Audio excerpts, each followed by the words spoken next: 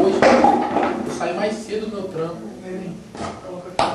Eu fiquei sem almoçar hoje, só pra poder ir pra Usineiro. Hoje a tarde nem fizeram Além de serviço, ficar só pra me preparar. O pior, né, cara? A gente ficou o dia inteiro assim. Nenê!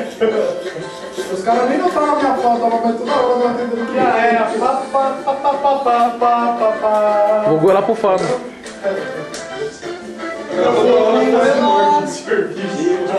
Não, eu só voltava na hora que eu comentava alguma coisa, não sei se vocês já perceberam. Não, é legal que os comentários produtivos, né? Opa! Mas o mais legal foi os caras que deixaram ficar todo sozinho.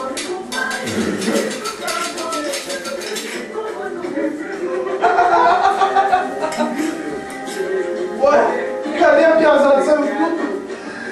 Pouco com o Zarco, volta lá na conversa.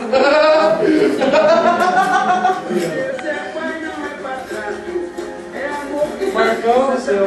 Aquela hora lá que eu falei, eu vou sair um pouco, eu vazei. O Black Power do Marquinhos. Então tá aí, olha lá. Tá ligado? Aquele cara que vigia de 8 anos. Chegou. Ô pai. Ó, viu o Black Power do Marquinhos? Parece que o cara é mais vigilante hoje. Pô, parece. Eu não falei, mano. Eu adorei já. Como diria um amigo meu, não é second offense, tipo, a segunda ofensiva. Ele falou, vigilante 8 é a segunda ofensa. Segundo. Exato.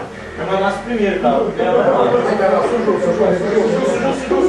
Para de filmar, para de filmar. Pode.